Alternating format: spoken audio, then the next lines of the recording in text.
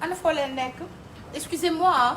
Mon téléphone a trop chauffé parce qu'il y avait le live était parti jusqu'à 1000 et quelques. Voilà, donc le live a trop chauffé et mon téléphone s'est éteint en urgence parce qu'il a trop chauffé en fait.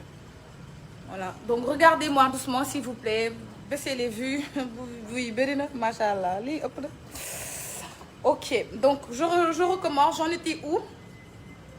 C'est désolant, hein? On avait un live vraiment à 1000 et quelques, 2000 presque. Anyway, donc je recommence, on recommence un peu. Donc maa ngi woon si cuuraay yi, donc j'allais vous montrer les cuuraay. Ensuite ça c'est éteint. Voilà. Donc je reprends, je vous ai montré celui-là. Donc am ngeen genre bi.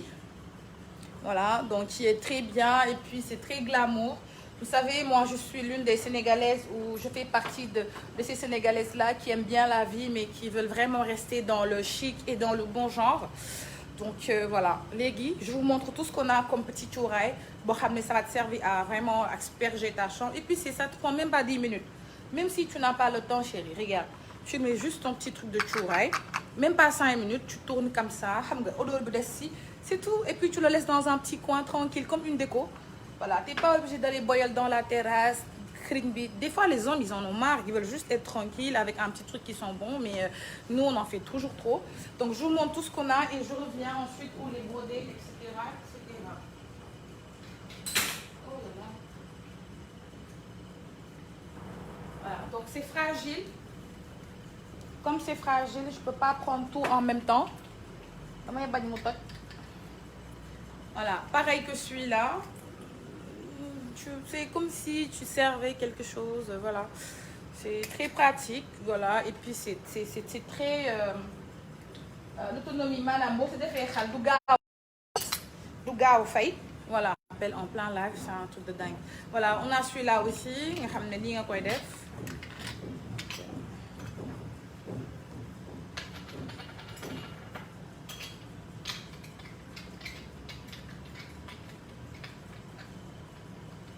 Voilà, après il faut bien dévisser nga xam ne voilà tu ngay kii kër gi yal na la yàlla musal si aar na naan yal na ma yàlla musal si cat yal na ma yàlla musal si saytaane yal na ma yàlla musal si képp ku ma yéene ma tas yal na ma yàlla musal si ñàkk xaalis yal na ma yàlla musal si ñàkk bañ a compter ay milliards yal na ma yàlla musal si jëkkër bañ maa nopp yal na ma yàlla musal si goro bañ maa sonal yal na ma yàlla musal si yàlla ma yàlla musal lii moom mooy yàlla ma yàlla musal yàlla da lay musal par force yàlla bëgg lu neex te bëgg lu xeeñ neex. Voilà, donc je vous montre, on en a beaucoup, mais dans les niveaux, il y a 2 pièces et puis on passe à autre chose parce que là, mon téléphone va s'éteindre encore.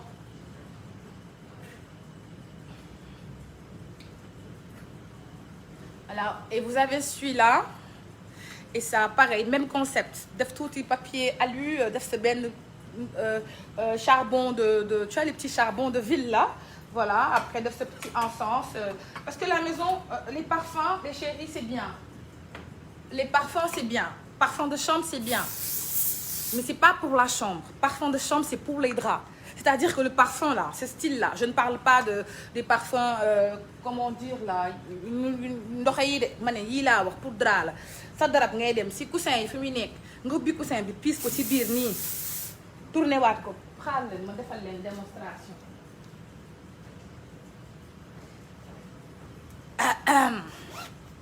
Nii ngay def nii.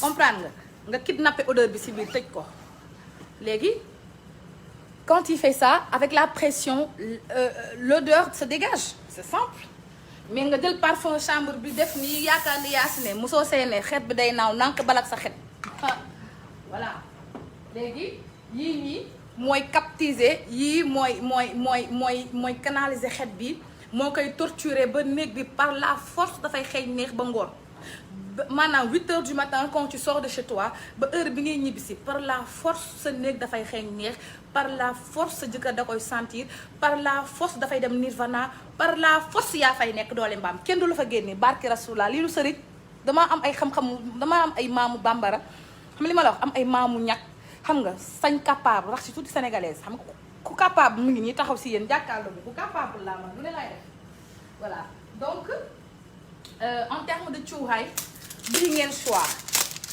bëri ngeen choix te dama koo wàññi te 45000 la woon mais tabaski bi damaa bëgg jéeg yëpp wane waat seen bopp xam nga ñun jéeg yi nga xam ne dañoo professionnel ñun les jéeg professionnels certainement nous n'avons pas le temps de toujours être là xam nga mais dans les grands événements comme tabaski nga xam ne loolu mooy suñu événement mondial fii Afrique surtout sawet Sénégal suñu tabaski mooy suñu décembre nga xam ne ñëppay ñëw sa kër ñi la bëgg dinañ ñëw ñi la bañ dinañ ñëw noo xóori dinañ ñëw dëmm yi dinañ ñëw lekkkat yi ak naawkat yi ak ñay yaakaar ni sa yow ak ñay yaakaar ni dangaa tilim dangaa xeeñ te xeeñoo te mosoo xeeñ dangaa amul jot nii nga koy defee nànk di leen xaar sa territoire ku ñëw nga évacuer ko man duma xaar benn bojo sama kër en tant que responsable ak ni ma mel mu may sonal ku ñëw sama kër ma évacuer la ci njëkk ak ci terang ak xet gu neex may la tuuti paas nga dem ñibbi nànk toog xaar ma kenn du ma yàqal sama sëy ci mim réew maa bañ dama jëm mag nekkatuma xale xaaruma ko foofu maa lànk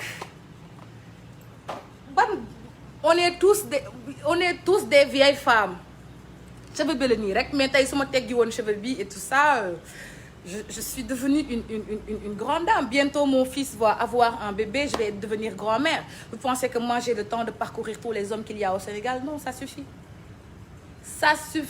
je suis fatiguée voilà personne n'a eu autant de divorces que moi je suis la seule fille sénégalaise à même pas 30 ans à avoir plus de 7 divorces c'est moi donc par expérience et par connaissance de cause je suis à mon terminus voilà, je ne bouge plus on sait jamais dans la vie mais je ne bouge plus pour le moment après on sait pas mais là je bouge pas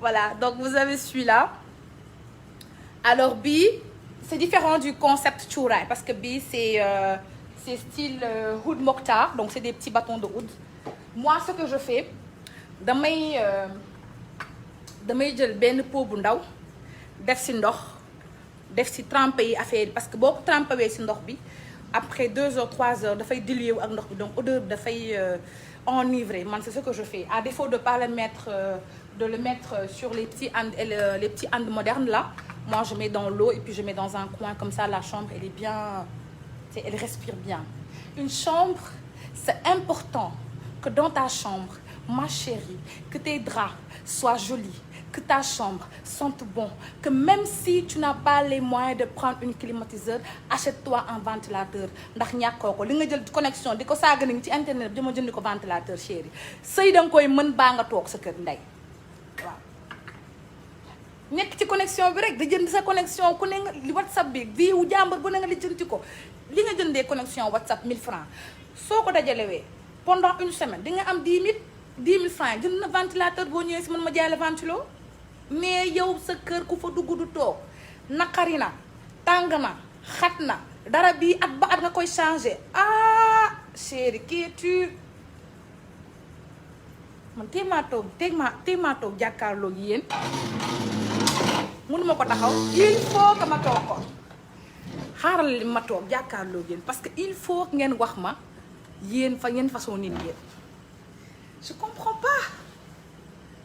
pas pour les gens qui me disent Nabou tout le monde n'a pas les mêmes moyens que toi moi Nabou je vous dis je n'ai absolument rien je suis plus endettée que tout le monde mais il y a un minimum xaalis bi may jël jëndee ko connexion di xool sama wujju lu mu def sama goro lu mu wax doomu diw lu mu def mais jëlal xaalis bi nga dajale ko def sa tontine personnelle nga teggil sa bopp xam nga tontine personnelle bokkoo ko kenn loo am dugal fa boo amee 100 francs dugal boo amee 150 dugal boo amee 500 dugal boo amee 1000 francs dugal loolu mooy tontine personnelle heure bu la neex teggi te kenn du laaj lu tax nga teggi boo ko teggee nga ñëw ci Nabou Dash nga ne ma Nabou damaa bëgg ventilo ma jaay la ventilo buy tàkk ni clip di def ay rotation yu grave exceptionnel mais yow taloo sa bopp même si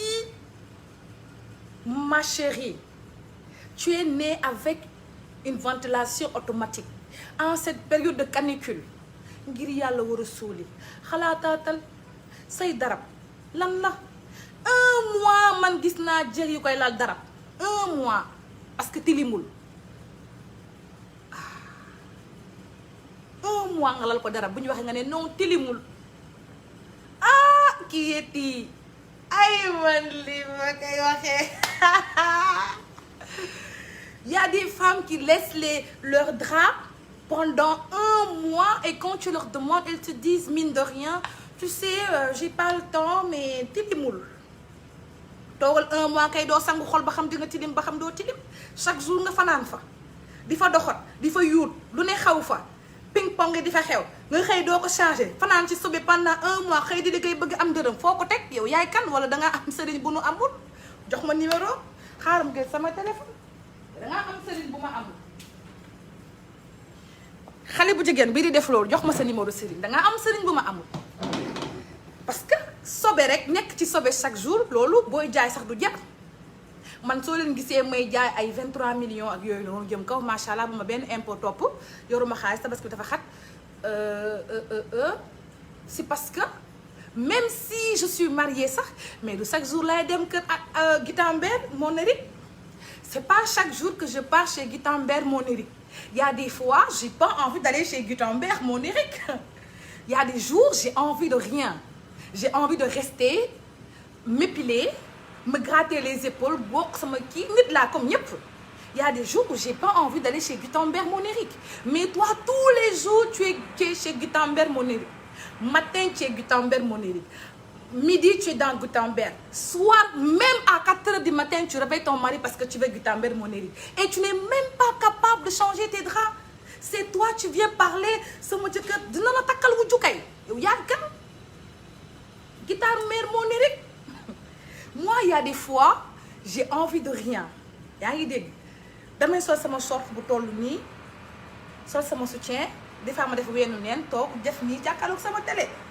des fois j'ai envie d'être indépendante autonome j'ai pas envie d'avoir de plaisir j'ai envie de rien mais il y a des fois je suis la première chez Guitambert Monérique c'est-à-dire que à 5 heures du matin me voilà debout à 1 heure je commence à regarder mon mari il dit, chérie tu dors je dis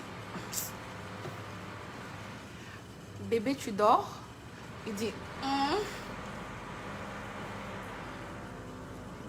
excuse-moi chérie tu dors il fait je me retourne et je dis ok de toute façon je dormais pas 5 minutes plus tard tu vois une main qui vient je dis ah bon kon bu ki kan xam na kër xaj Guitambert Monérique kenn du ma fa jiitu mais il y a des fois j'ai envie de rien il y a des fois j'ai envie de prendre soin de moi j'ai envie de faire mes gommages j'ai des imperfections j'ai des boutons sur mon visage j'ai des taches des fois j'ai envie juste de faire mes traitements et on sait tous que avec les produits qu'on utilise et tout tous les jours on peut pas être coulé-serré des fois on est on a des odeurs parce qu'on a mis un lait de corps éclaircissant c'est ça le problème des éclaircissants moi quand j'éclaircis et quand j'éclaircis mon mari il est à côté et j'ai pas envie de l'étouffer donc ce qui fait que je porte souvent des jaquettes des trucs lourds comme ça l'odeur ne va pas l'empester il y a des fois j'éclaircis pas il y a des fois je suis en mode Adam et Ève je suis comme Ève je suis nue comme une petite poêle c'est comme ça donc il y a des fois en fait il faut changer mais tous les jours tu es chez Guitambert Monérique matin même enceinte tu es sur Guitambert Monérique chérie d'avoir des jumeaux tu veux des quintuplés tu veux septuplés tu veux quintuplés même enceinte tu es chez Guitambert Monérique ah les femmes respectons notre corps quand même oui après c'est pour venir dire tu as fait chirurgie esthétique c'est pas de la chirurgie esthétique des fois c'est la chirurgie esthétique un peu mais des fois c'est parce que tu entretiens bien ton corps. Il y a plein de femmes que moi je vois qui ont plus de 80 ans mais quand tu les vois elles sont toutes belles elles sont jolies elles sont jeunes elles sont fraîches c'est pas parce qu'il y a même les femmes qui n'ont même pas les moyens de voyager en plus quand tu les vois elles te disent j'ai 45 ans tu dis waouh t'as 45 ans parce que elle est en chair parce que elle n'est pas trop passée dans les Guitambert Monérique chaque jour tu es dans Guitambert Monérique et c'est toi qui veux porter croc-top c'est toi tu veux mettre tes seins comme ça c'est pour coller vos soutiens comme ça tu attaches soutien là jusqu'à ah chérie respecte-toi si tu vas avoir ça il faut arrêter les Guitambert Monérique tu le fais une fois dans la semaine moi je fais 2 fois dans la semaine des fois 3 ça dépend mais ça il y a des fois je fais absolument rien c'est parce que je veux laisser mon corps respirer et que mon mari doit me désirer. Parce que manger du tchèp tous les jours, à un moment donné, on en est là. Même si tu as des milliards entre tes jambes, l'autoroute à péage, tout le monde passe dedans. Tu as vu? Et pourtant, les gens font des tours. Est-ce que vous avez vu? Autoroute à péage là, toutes les voitures passent là-bas. Hein? Mais des fois, il y a des gens, ils font grand détour. Pourtant, l'autoroute à péage, c'est plus rapide. C'est pour vous dire que même si tu as des milliards entre tes jambes, des fois, il faut fermer. Laisse les abricots venir, laisse les comment ça s'appelle? Les araignées tisser leur toile, laisse ça sentir mauvais, mais les poils, non, même pas le temps de repousser. Ma chérie, tu es là. Quoi je vais faire ce soir? Tu vas me faire ce soir. C'est forcé de faire. Tu n'es même pas élégant de dire que, oh chérie, tu sais, moi quand j'ai envie de mon chéri, je lui dis pas j'ai envie de toi. Je saute sur lui, j'attrape le coude, je suis sauvage. On le sait tous, j'ai absolument plus rien à prouver. Je suis une femme sauvage. Quand je viens, je coupe. Mais toi, tu es là. Aujourd'hui, je vais faire. Tu ne m'as fait plus. C'est forcé de faire. C'est écrit où qu'on doit faire chaque jour. Ah, chérie, arrête un peu. Chaque jour, nga da ngay def gitamber moo ne de. Tey damay def par force. Tey damay def. Du noonu, chérie, nank rek du doole. Waa ji ngay capté. Jàpp fii matt ko. Def nii bu résisté rek nga dagg ah da ngay jonge am sensualité xam nga savoir te faire désirer des fois nga sol sa benn short bu ndaw di def cuuraay sëgg nii tourner nii xool ko mu xool la nga ne ko piis ko nga def ko nii xale yi duñu comprendre dafa am ay système yoo xam ne xale yi duñu comprendre des fois mu xool la nga xool ko nga ne ko nii mu def la nii ngeen dem mais yow oh my god. Donc c'est pour dire que les draps de lit là maanaam seen darab yi dee leen ko changé ngir yàlla war a suuli xam naa ne jot amul mais darab une semaine man musuma kaa gis man samay darab bu amee 24 heures sax sama yaram dafay commencé xasan parce que dama xaw a seexlu tu vois moi j'aime les draps propres tous les jours les draps sont lavés tous les jours j'ai spécialement quelqu'un pour ça tous les jours tu laves les draps tout va laver tu vois c'est dur mais lii moo tax en connaissance de cause je vous dis que le mariage c'est pas de tout repos. Quand une jeune fille veut se marier, elle doit se marier pour ces raisons-là. Elle doit se marier, un, parce qu'elle est mentalement, émotionnellement prête. Deux, par amour. Si tu te maries parce que ta mère t'a dit que toutes tes cousines sont mariées, tu n'es pas mariée, tu es une pute, c'est son problème. Marie-toi à quelqu'un que tu aimes. Et marie-toi parce que tu es prête. Le mariage, c'est pas chérie, je t'aime.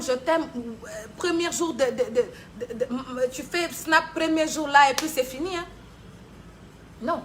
Le mariage, c'est avoir un grand garçon inconscient dans la maison 24 heures sur 24. Le mariage, c'est d'être avec un grand garçon qui ne sait pas laver ses chaussettes, qui ne sait pas laver ses caleçons, qui ne sait pas se faire à manger, qui ne sait pas se brosser, qui ne sait pas que tu dois tout lui dire, chérie, arrête. C'est ça le mariage. Donc, quand vous mariez, soyez prête. Moi, là, aujourd'hui, je peux dire que je suis émotionnellement et psychologiquement prête. Avant, je n'étais pas prête. Je vous ai dit. Mon premier mariage, je me suis mariée, j'avais 18 ans. Je me suis mariée pour avoir les papiers. Ensuite, je me suis mariée pour avoir de l'argent. Ensuite, je me suis mariée parce que je voulais être la femme d'une célébrité. Ensuite, je me suis mariée parce que l'autre là m'a fait chier et je voulais lui montrer que ton mari ne t'aime pas autant que moi. Je me suis mariée, ça n'a même pas fait un mois parce que la fille voulait dire que mon mari ne t'aime pas. J'ai dit, hein, il ne m'aime pas. Même pas une semaine, le gars m'a épousée. Même pas un mois, j'ai divorcé. Me voilà ici. Mais là, je me suis remariée parce que j'étais prête. Donc, moi, je vous dis que comme je suis le poulet de sacrifice, comme je suis le cobaye et j'ai vraiment pas de honte à ça parce que je suis très fière aujourd'hui de pouvoir dire à mes jeunes sœurs, ma chérie, écoute, ne fais pas ça, ne fais pas ci, ne fais pas ça. Si je l'avais pas vécu, comment voulez-vous que je vous le dise? Tu ne peux pas expliquer quelque chose que tu n'as pas vécu. soo dundulee mbir mënoo ko expliquer lam mu saf ka macca ka xam man mi macc lépp maa leen mën a wax ni leen boo leen di sëy leen ak parce que deux choses sëy parce que da nga pare nga pour sëy deuxièmement bëgg nga ki ngay sëyal mais bu dee da ngaa sëy parce que sa yaay daf la ni que sa cousine yëpp am nañ jëkkër yaa ngi ci kër gi amoo jëkkër diw nga ne ko yaay jotagul nit da ngay am pulo am pare sa yaay sa nawla la bu mu la dépassé bul ko dépassé bu la forcé wee sa divorce moo si topp baa nga taxawal baa nga am jëkkër am fan nu jàpp la weer la fi Sénégal amatul sutura toog leen ngeen liggéey ngeen am koppar dem sëy man nag damaa jaar grand chemin moo tax ma wiiri xam ni lu waay wiiri jaay ndaarang lay xatte yàkkamtiwu la kon sëy dafa am li ko juut mooy nga mën a sa bopp dara waaw dafa metti sëy dafa metti parce que chaque jour nga taaj añ taaj reer defar ndekki toppatoo ko en plus mënuñu sax fóot seen i bopp seen slip duñ ko fóot caleçon duñ ko fóot dañuy takkal kër gi en plus moi dañuy dem si douche bi saw dañu fay affaire bi brosse à dents yi nii je suis fatiguée mais aujourd'hui je sais que j'ai la maturité de pouvoir gérer mon foyer voilà bu njëkk ba may quand j'étais quand j'étais mariée récemment su ma nit woowee ne ma Nabou sa goro lii la wax rek ma tëb si moom mais léegi ku ma wax Nabou sa goro lii la wax ma ne ko baax na ko sama téléphone te duma ko wax parce que day fen day duul day sos musuma koo wax nit da ngay am dal mais plus ngay avancer plus ngay am dal moo tax dama leen di wax la meilleure chose à faire actuellement mooy nga am liggéey amal liggéey d'abord voilà parce que li may jaay nii xaalis moo koy jënd sëy xaalis moo koy neexal suñu waxee ñu naan non Nabou sama jëkkër dama ko bëgg mu bëgg ma je t'aime tu l'aimes c'est pas vrai l'amour le mariage c'est pas que l'amour le mariage c'est amour argent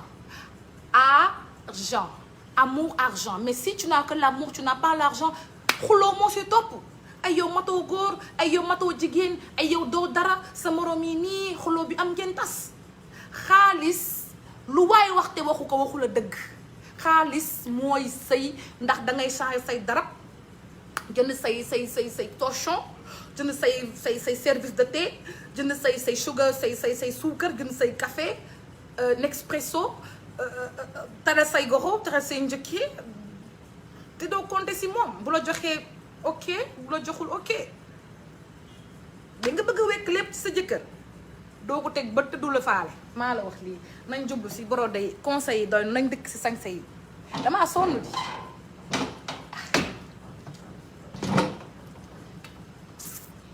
je vous montre les autres brodés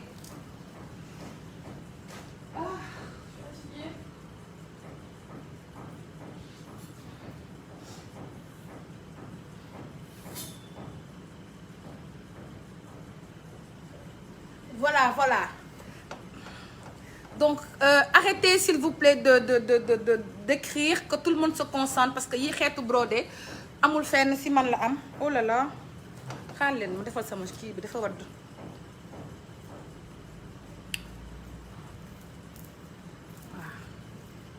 waaw bi moom lim du ko dal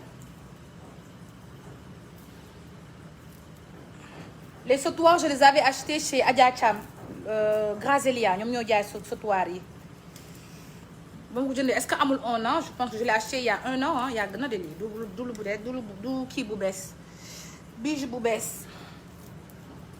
macha allah Grazelia Adja Thiam il a de belles choses dem leen fa doxantu fa si tabaski bi en plus c'est pas trop cher voilà.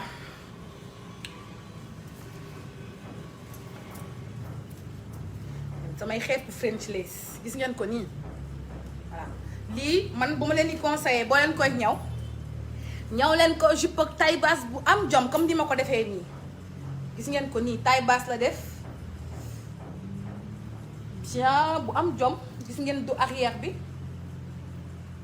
vous avez vu voilà donc c'est pas le même style bi je vous disais c'est le brodé cachemire donc yii voilà yii yéen ay xeetu brodé la voilà donc ku ko jënd man maa lay ñawal voilà boo neexee def ko grand boubou également pour les grandes dames mais maman mais tata ngeen def ko grand boubou nànk lan daf seeni bijou sàjj bu leen kenn tere dund 50 ans da ngay sàjj 100 ans da ngay sàjj 300 ans sax da ngay sàjj lan la ku sàjj wu dag yaa ngi Yoff baa ngi yaa ngi fële Saint-Lazare voilà donc bi vert bi dara fayu ko te en plus lii loo ko booleel mu dem soxlawul sax ay or yu bëri benn collier nga yam sànni ko ci rek mu dem gis ngeen ko nii voilà gis ngeen ko nii voilà def sa grand boubou wala def sa taille basse yaay xool alors ku jënd man maa lay ñawal tu me donnes ton modèle tu me donnes juste tu viens prendre tes mesures wala nga envoyer ma say mesures ñu ñawalal la ko après essayage bi nga ñëw def retouche et puis c'est bon donc actuellement on a encore de la place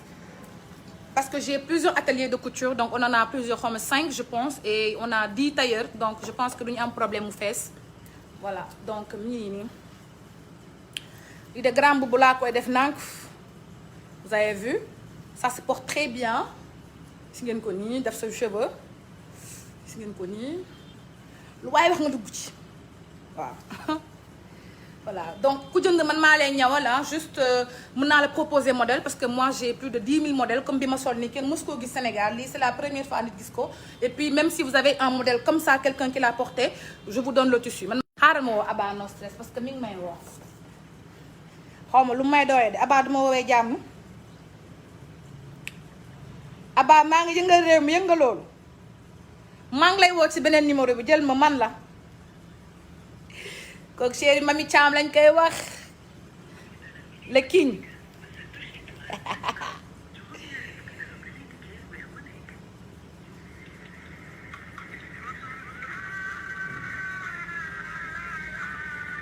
Abba décroche yow tamit mën nga jaay tiitar torop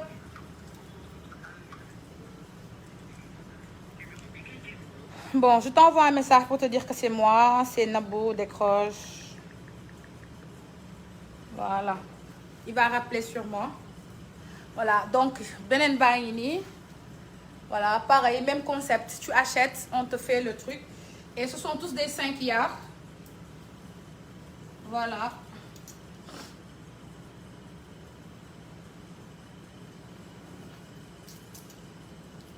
voilà lépp 5 yards la donc je vous remontre pour pas dire que Nabou je n'ai pas bien vu le modèle. Voilà par contre moi je préfère beaucoup le rouge bi rafet na trop ak couleur yi nii li mu def nii c'est très joli et c'est très habillé ak bleu bi voilà donc là voilà je pousse un peu dara fayu ko de mais bii kenn du bii bi moom xam naa foo kenn jëndul je vais le prendre parce que c'est trop joli c'est vraiment ma préférée la couleur elle est magnifique le tissu il est très rare et ça se porte très bien donc je vous montre les autres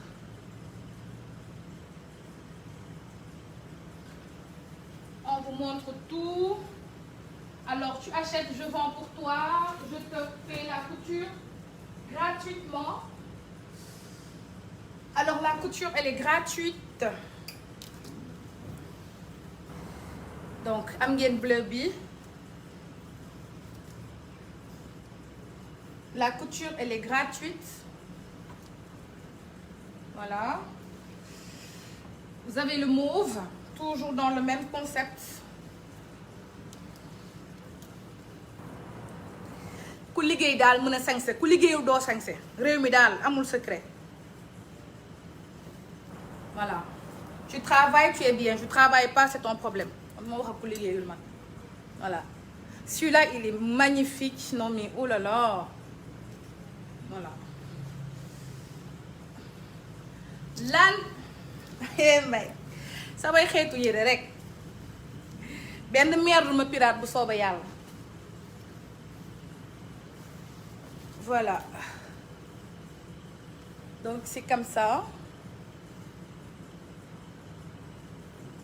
voilà donc je rappelle tu achètes le tissu on te fait la couture gratuitement donc c'est entre 95 000 et 125 tout ce que je vous ai montré à part ça est à 95 000 mais celui-là il est à 125 parce que c'est un peu plus la qualité elle est un peu plus supérieure aux autres mais c'est tous de la bonne qualité mais bii moo gën a jekk daal moo gën a génn également on a ça très joli li koy fay bëriwul voilà donc gis ngeen ko nii donc je vous montre tout ce qu'on a ma dem côté bee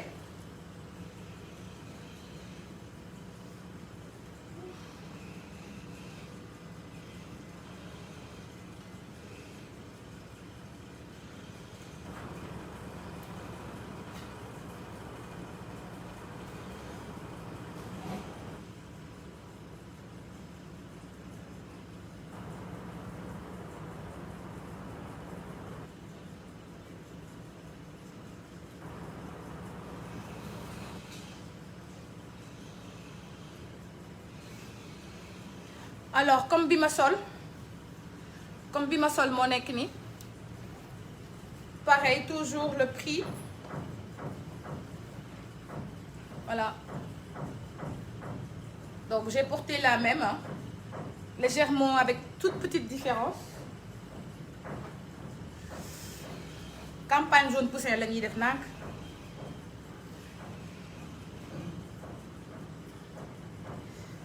je suis fatiguée quand même voilà donc c'est à peu près comme le type de ce que j'ai porté mais avec une légère différence de motif. Binta, donne-moi de l'eau s'il te plaît. Voilà, donc pareil. Voilà. Donc le motif est légèrement différent. Hein. Voilà, donc ça c'est des ananas. Motif ananas, c'est pas mal.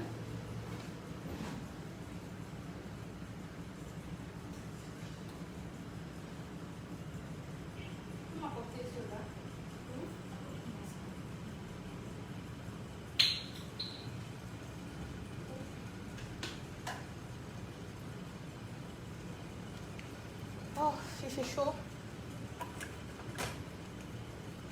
Voilà. Oui, ceux-là, ils sont à 150. Parce que qualité bi mon supérieur également. Pareil. Non, là-bas en bas.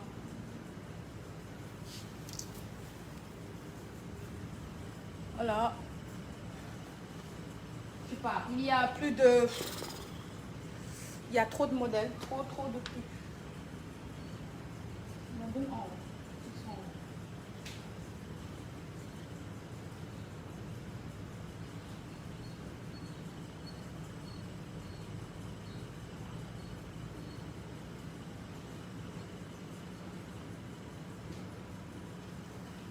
Voilà, on a ce type-là également.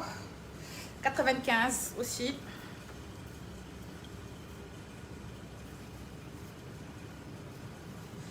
Voilà, donc vous avez vu.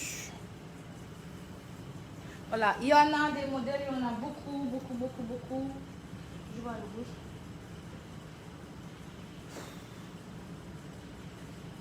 Celui-là, il est à 120. Pareil. Voilà. Donc, comme dit mon consolé, soit vous faites en taille basse, soit vous faites en robe. Voilà, mais toujours le truc, il est très bien porté. Ensuite, on va recevoir les bazins Getzner demain. Donc, les voiles, je ne vais pas déplier. Donc, on a même les voiles.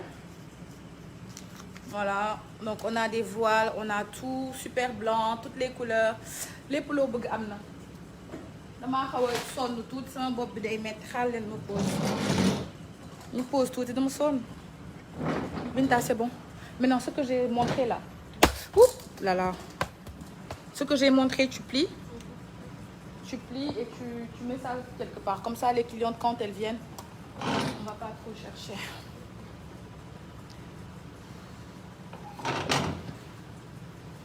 Oh, je suis fatiguée. Il fait chaud. Baïl. Ok. Voilà. Donc, je vous ai montré à peu près tout ce que nous avons.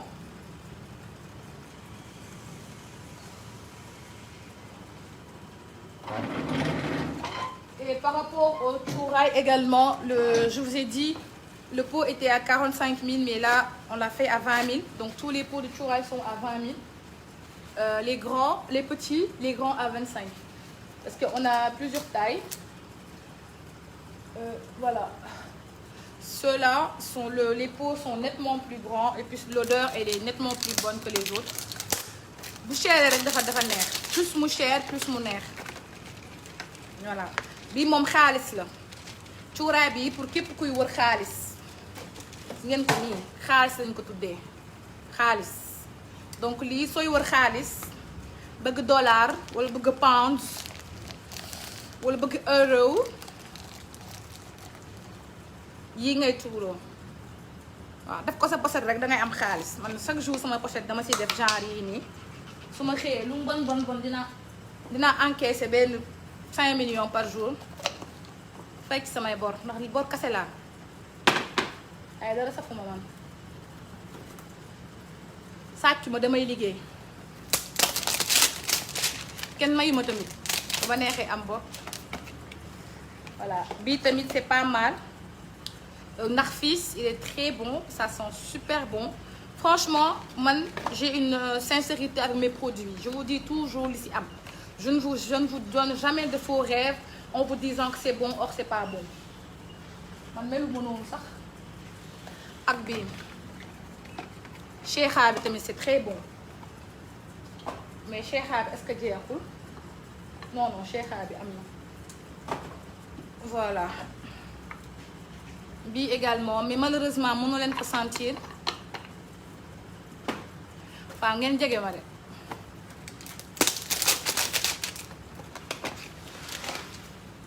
voilà Cheikha bi mooy queen parce que Cheikh mooy un grand monsieur un cheikh c'est quelqu'un de très grand une autorité mais une autorité femme c'est Cheikha kon à toutes les autorités femmes Cheikha baa ngi nii ñëw leen jënd ko ngeen Cheikha seen kër def ba mu baax voilà donc je bois un peu d'eau je suis fatiguée voilà donc c'était le live d'aujourd'hui il y a également d'autres brodés mais je suis fatiguée j'ai mal à la tête on va arrêter là pour les chaussures pour donner les chaussures on va montrer un peu les chaussures de fête. Je suis vraiment contente que vous maintenez le live à 1000 vues. Vous êtes super. ñi gagné seen bazin yi tamit bu leen fàtte ñëw récupérer seen bazin yi bu ñu kenn dégg kaay leen récupérer seen bazin yi voilà. Donc vous avez celui-là qui est très joli, sophistiqué. Le talon il est pas mal. Les chaussures sont à celui-là, je pense qu'il est à 25 000. Donc tu as ça. Donc ça c'est vraiment pour les dames qui préfèrent des choses posées. Pour les tchèquetés qui aiment bien les talons longs aussi également. Il y a d'autres là-bas. On a trop de chaussures. On fait voir la noire là.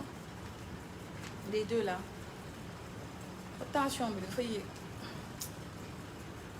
Donc on a ça également. Très joli. Voilà. Pour les mamans, on a les noirs uniques. Ça, donne-moi ça là. Il y a toutes les couleurs. Donc, pour les mamans, voilà, on a ça. Et en bas, on a les chaussures talons pour les femmes, pour les jeunes filles. C'est mon moromidal. Voilà. Mais les mamans, donc on a ça pour vous. Le talon, il est très, il n'est pas long.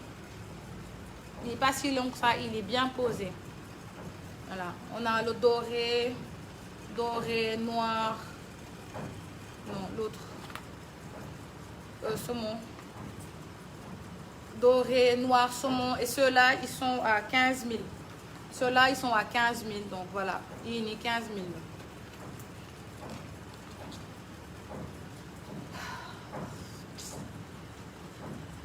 Ah, non, ouais, tu sais où ça me tension. Je suis fatiguée, j'ai mal à la tête. Donc, je vous ai montré tout. Je vous ai tout montré. Légui, faites votre choix.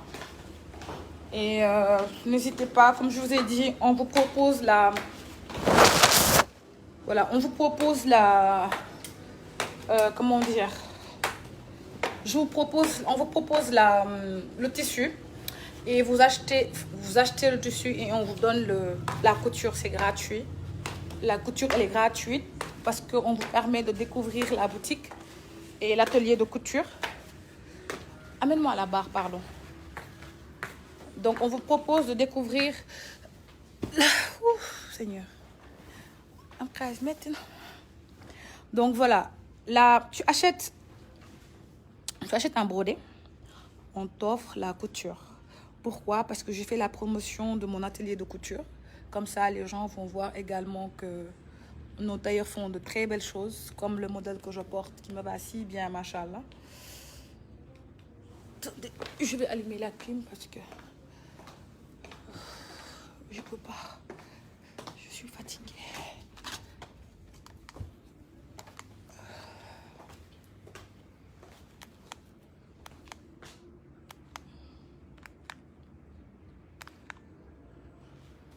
Mariama, ça s'allume pas hein, la clim. C'est quoi le problème?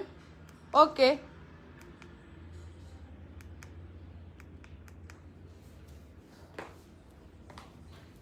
Il faut allumer le... Il faut allumer la clim, pardon. Ouf. Voilà, je prends quelques commentaires, ensuite je vais partir. Merci. Ouf. Allume, pardon, s'il te plaît, j'ai chaud. Ouais.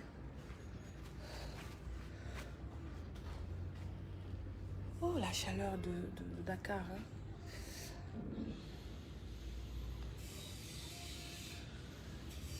En fait, moi, j'ai des bouffées de chaleur naturellement et... C'est allumé?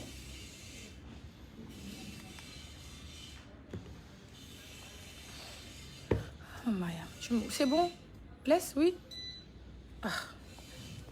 Tu me fais souffrir comme ça, pourquoi? Donne-moi la barre ici. Ah. Tu me fais souffrir, laisse. Ah. Petite là qui me fait souffrir, c'est bon. Ah, ça va mieux là. Il fait chaud, hein? Donne-moi mon téléphone en haut. Les gens, ils essaient d'appeler pour commander. Donc, actuellement, c'est moi qui porte le... C'est moi qui a le numéro de la boutique. Enfin, le deuxième numéro. Le téléphone, il est en haut. Hein.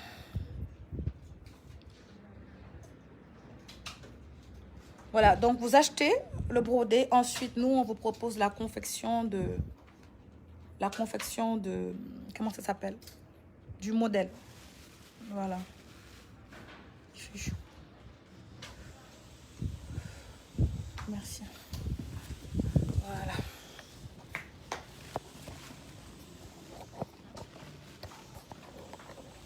Donc, n'hésitez pas, passez vos commandes. Alors, je vous ai montré le modèle. Il est très bien fait, hein, franchement. Donc, c'est pour faire la promotion de l'atelier de couture. Par contre, si tu ramènes ton tissu, on ne coupe pas. Il faut impérativement acheter avec nous. Si tu amènes ça, on ne fait pas pour toi. Je suis désolée. Il faut que mes tailleurs aussi hein, fassent leur truc. Vu que je les ai pris du Nigeria, ce sont des tailleurs qui viennent du Nigeria.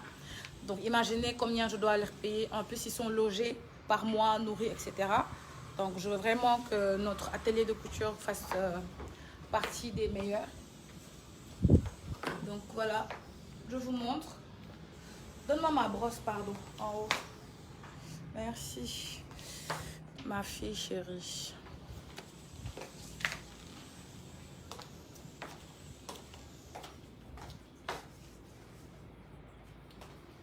Voilà.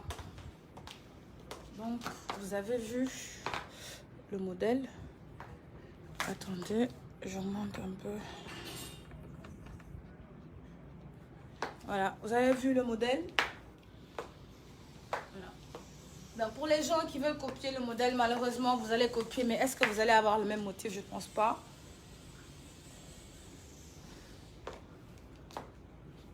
Voilà. Et pour les cheveux naturels également, man maa koy jaay cheveux yu baax yu ni mout.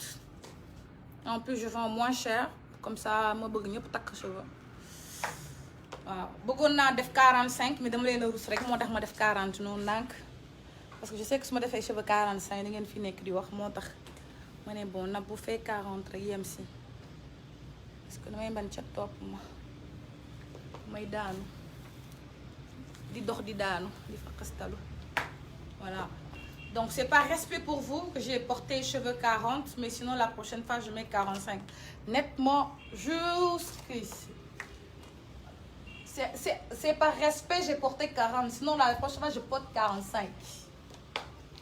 Voilà. C'est par respect que je porte 40. Sinon, la prochaine fois, regardez nos perruques. Oh my God. Oh my God, regardez nos perruques. Regardez nos perruques. Oh, regarde nos perruques. La confection, elle est gratuite également. Tu achètes les cheveux, on fait pour toi perruque gratuite. Je regarde. Regarde, regarde, regarde. Regarde. Regarde, regarde. En plus, c'est même pas collé.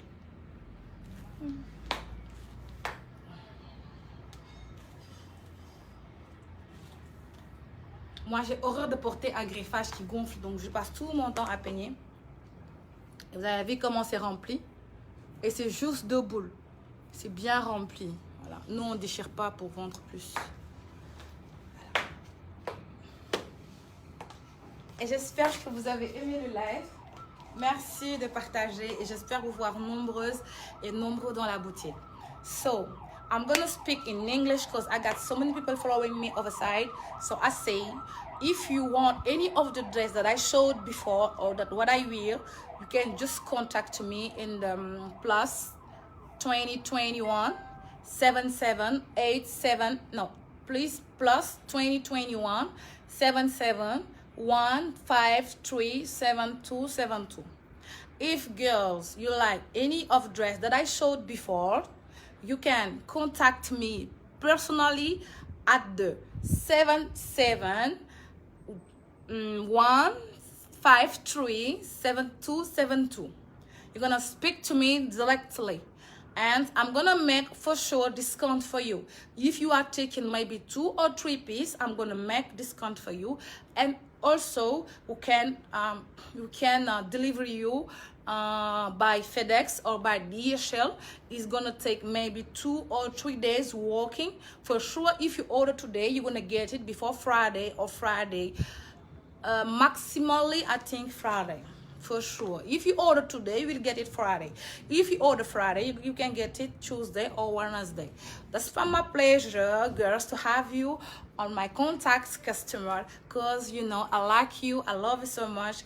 Everybody from all the world, from Nigeria, from Ghana, from US, from Tokyo, from Burundi, from Ouagadougou, from Mali, from Guinea, from Pakistan, from India, from Johannesburg, from London, from Congo, from Gambia, from Burkina, from Togo, from Benin, you know, from all the world.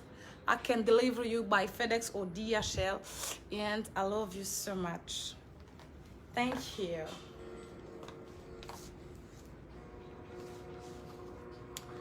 I know that my English is very good because I've been practicing that for years and I've been traveling for a long time. That's why I get this type of voice.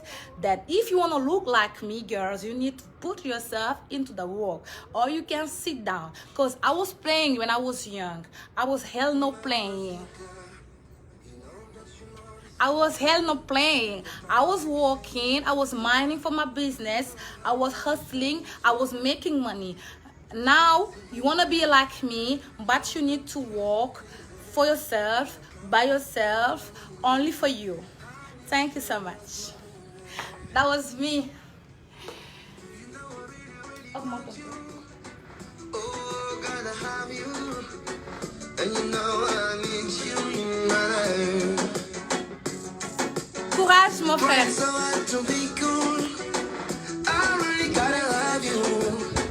Baby, say bye me for all my life.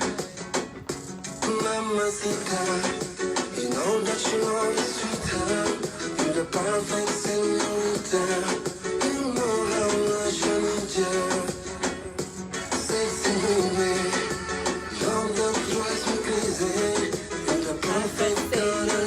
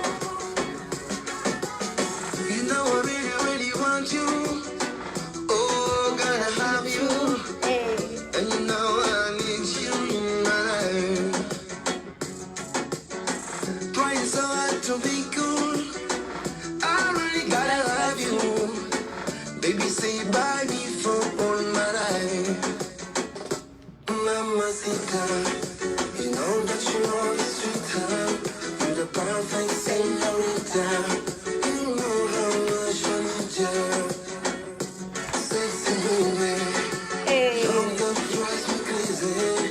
You're perfect, señorita.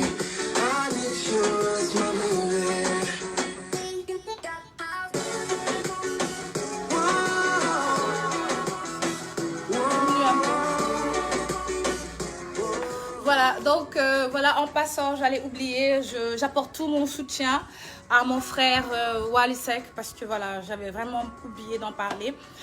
Su ma ko xamul woon, peut-être je n'allais pas en parler, mais Wally, je pense que notre relation dépasse 20 ans. Quand j'ai connu Wally, on était tous dans la même école, voilà, donc autant je traînais avec Alioune Seck et tout ça, ça avait vraiment 20 ans de ce que je vous dis là. Et depuis, boo juddoo fekk baay mu teral ba Mam Boy xaw ma lan aw bokkum, tu vois, depuis le premier son de Wally jusqu'à maintenant, les gens parlent. Et malheureusement, au Sénégal, c'est un pays hypocrite. Les mêmes personnes qui t'applaudissent, ce sont les mêmes personnes qui t'insultent.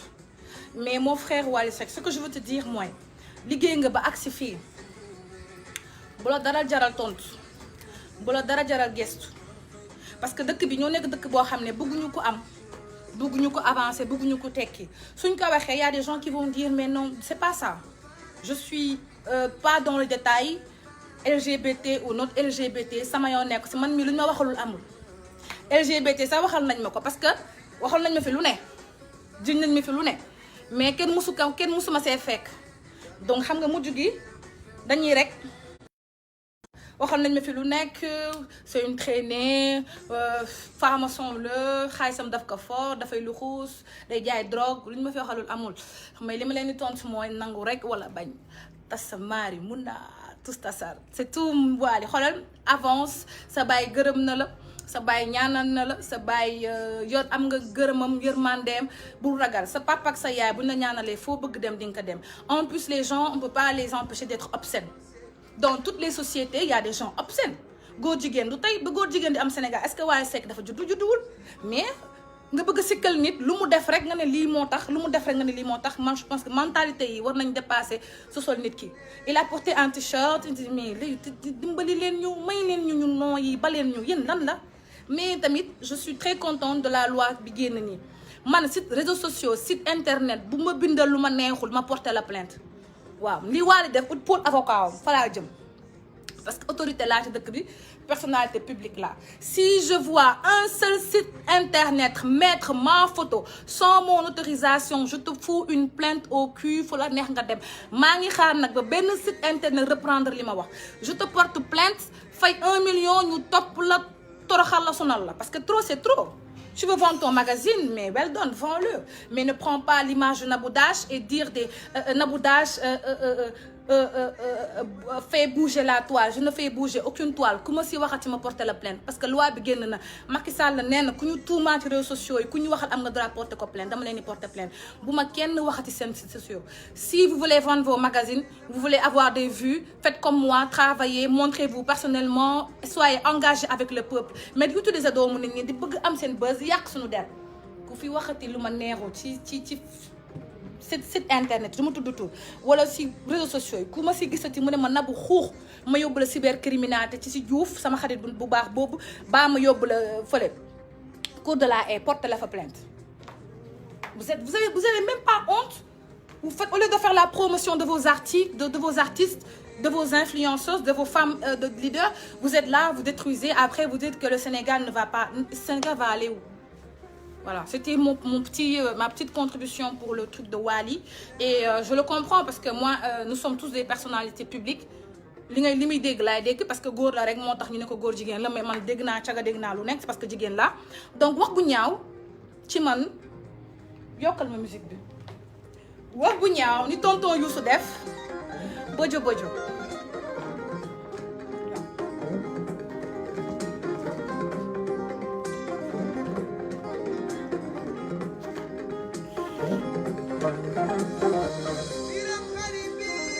xool ma beneen son bu kii tuuti wax bu ñaaw bojo bojo moo ko moom ku mën na def lan defal Wally man Wally rek laa bëgg supporter tey bëgg ma dajju man lan Sénégal moo dëkk boo xam ne les gens ils parlent trop de mal day jaay drogue wax rek yokkal ma ay kenn du yow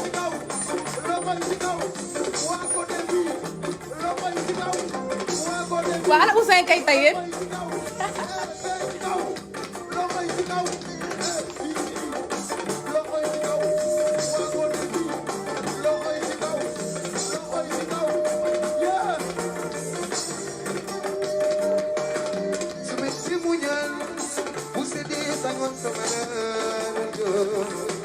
étudiants yi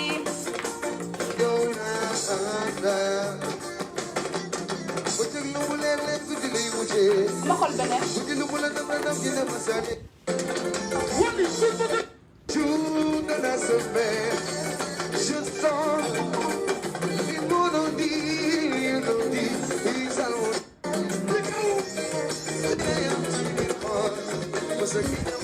mag yow lay doon recommence ko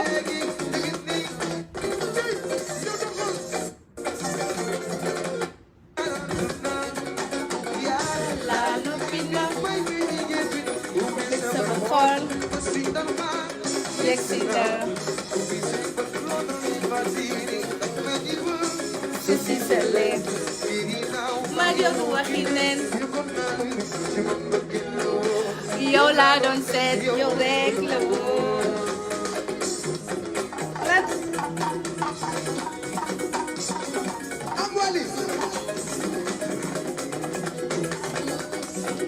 macha allah alma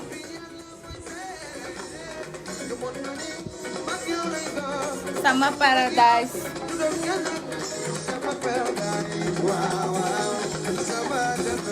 thank you Allah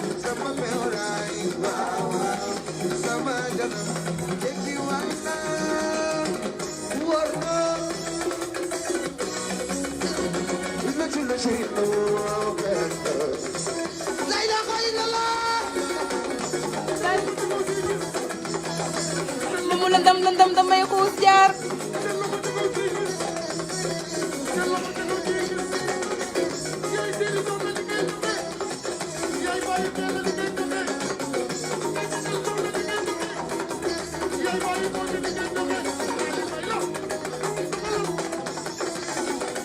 Ahmed Chou Amady Badiane vraiment mes petits copains là nekk leen ci jàmm rek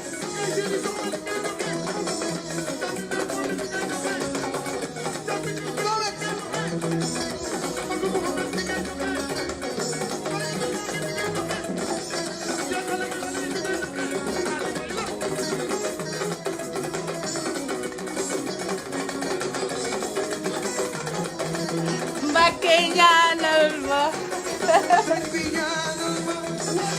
Mbacké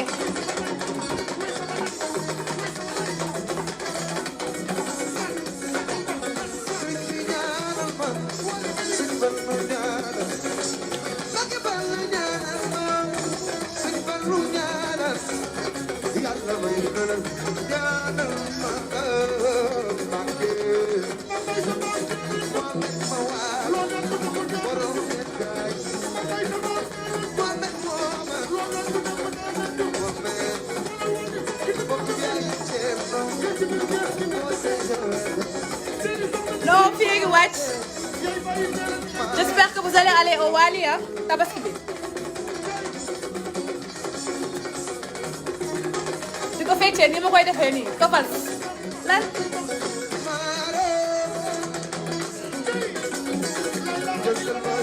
oh my god